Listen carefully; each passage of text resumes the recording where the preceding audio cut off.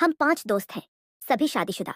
मैं विकास और मेरी पत्नी मनीषा कपिल और अंजलि सोनू और अरुष राजीव और नेहा अजय और पूजा। हम सभी के परिवार आपस में दोस्ताना हैं और अक्सर साथ साथ बैठकर दारू पीते हैं। हमारी बीवियां भी दारू पीती हैं। हम लोग साल में एक बार होली पर मिलकर होली खेलते हैं और रंग लगाने के बहाने से एक दूसरे की बीवियों के अंगों को मसलते हैं। इसमें एक नियम है कि कोई भी उस दिन अपनी बीवी को बचाने नहीं आएगा।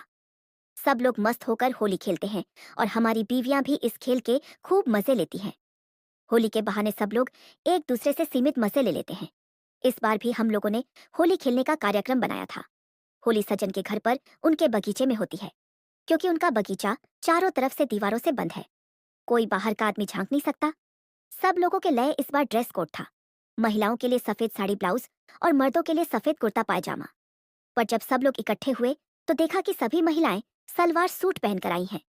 सब लोगों के लिए पहले जाम हाजिर हुए। जब दो दो पैग सभी ने पी लिए और दारू का नशा सर पर चढ़ने लगा तो गप झूमता हुआ खड़ा हुआ और बोला, इस बार सभी महिलाओं के लिए जो ड्रेस कोड तय हुआ था उसमें क्यों नहीं आई वे?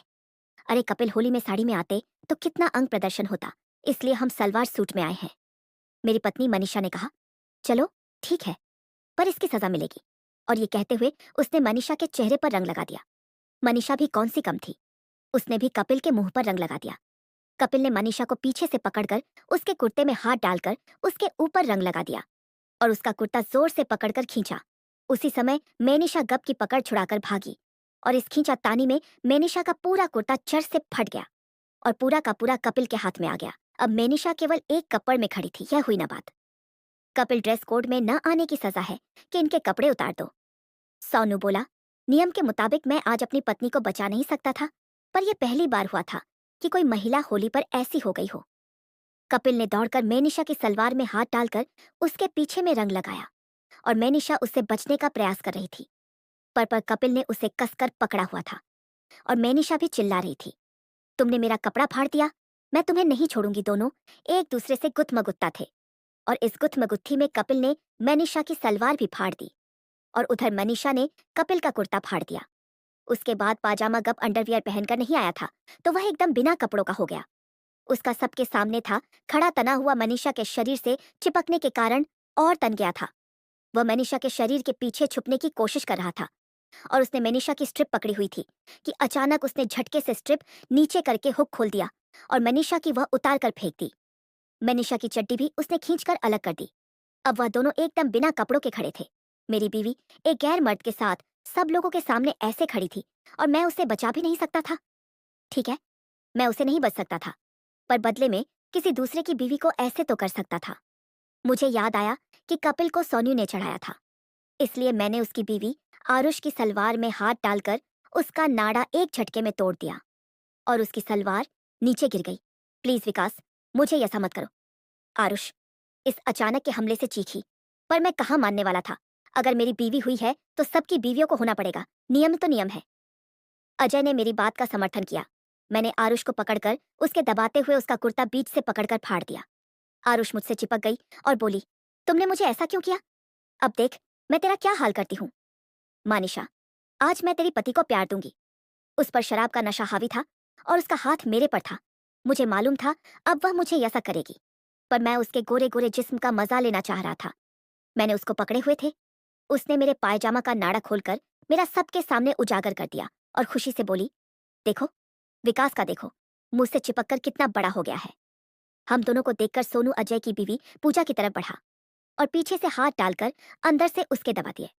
पूजा गोरे रंग की सुडौल शरीर वाली लड़की है और हम सभी उसे करने की फिराक में रहते हैं। उसने हाथ जोड़कर कहा, मुझे छोड़ दो, पर सोनू ने तब तक उसका कुर्ता खींच दिया था काले रंग की। वह उसकी सहेली एंजली ने आकर उतार दी। पूजा तू खेल का मजा खराब मत कर, अब हम सभी को होना पड़ेगा। चल उतार दी सलवार, अपनी अंजलि बोली। अंजलि खुद ही अपने सभी कपड़े उतारकर बिना कपड़ों के होकर सभी के सामने आ गई।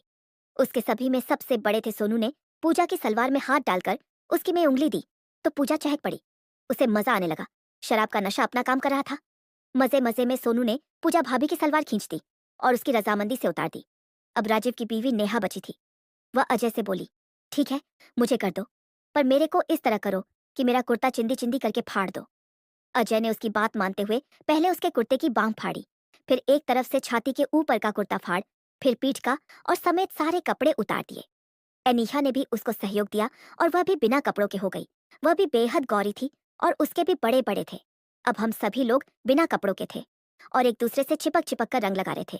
मैं निशा को सोनू और गप ने पकड़ा हुआ था। गप उसकी में उंगल दे रहा था तो सोनू उसको प्यार कर रहा। फिर तय हुआ कि अब एक एक पैग शराब का और हो जाए। महिलाओं ने कहा कि वे चाहती हैं कि सभी मर्द अपना शराब के गिलास में डुबो डुबो कर रखें और हम शराब पियेंगे। उनकी यह इच्छा पूरी की गई। मेरा शराब में डुबो डुबो कर आरुष ने और पूजा ने, गप का, मनीषा ने, राजीव का, अंजलि ने, सोनू का, नेहा ने और अजय का। मनीषा ने मर्दों की ख्वाहिश थी लड़कियों के उससे शराब पी जाए। उनकी यह ख्वाहिश भी पूरी हुई। मुझे मिला नीटू के कि शराब पीने का मजा ही कुछ और था।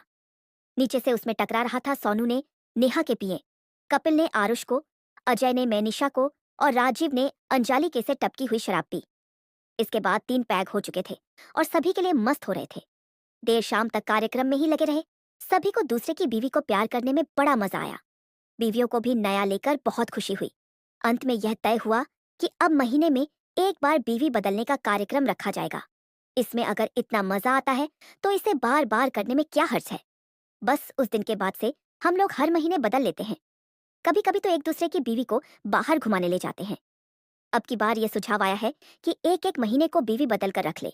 इस तरह से हमारी बीवी 5 महीने के बाद हमारे पास वापस आएगी। तब वह नया लगेगी और उससे प्यार करने में भी नयापन लगेगा।